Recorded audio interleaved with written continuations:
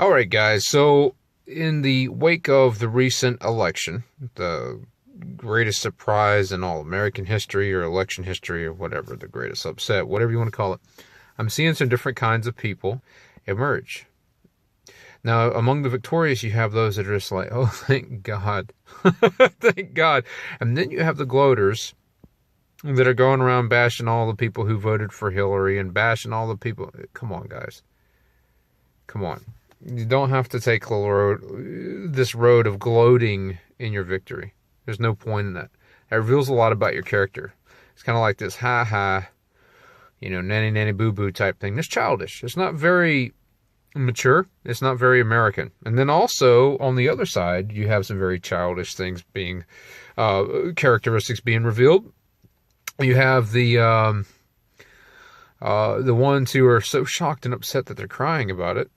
Which that's good. I mean, I guess I can accept that, because if it's better to exert your negative emotion that way than to, for example, the other childish notions where you have that, well, if I don't win, I don't play. I'm going to move. I'm going to leave and go to Canada.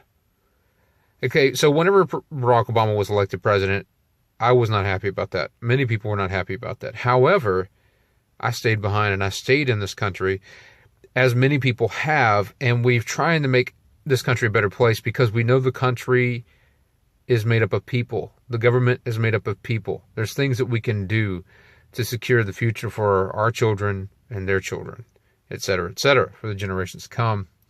So we don't abandon our country whenever something happens that we don't like, unless you just know it's imminent doom. And we have somebody says, hey, guess what? I'm going to just detonate all of the nuclear warheads in all of their silos throughout our country. Then you better get out of here. That'd be one good reason to get out of the country. But if somebody gets elected and you haven't given them a chance to see what they can do, nor do you stay behind to help and support and rally behind your government, then what is that? That's I don't win. If I don't win, or if I don't get my way, I don't play.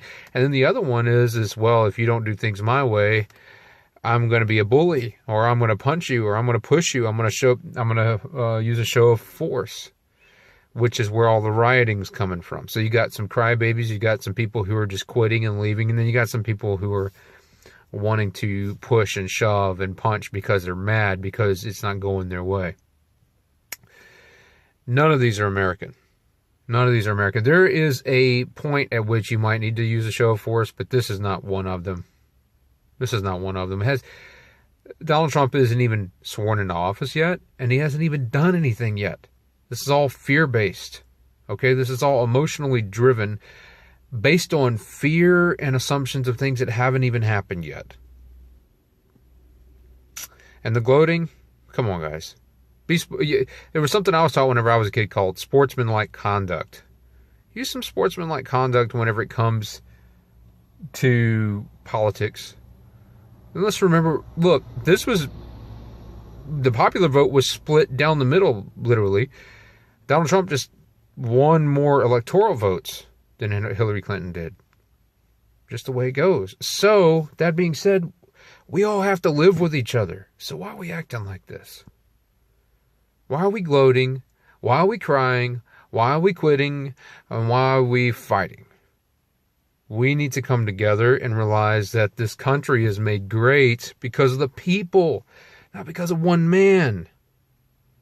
That's not what makes this country or breaks this country. It's what the people do. So I think if there's a need for reformation and need for change, it's with us. We need to change. We need to grow up and quit being little babies whenever things don't go our way. Just, Anyway, that's all I got. Cheers.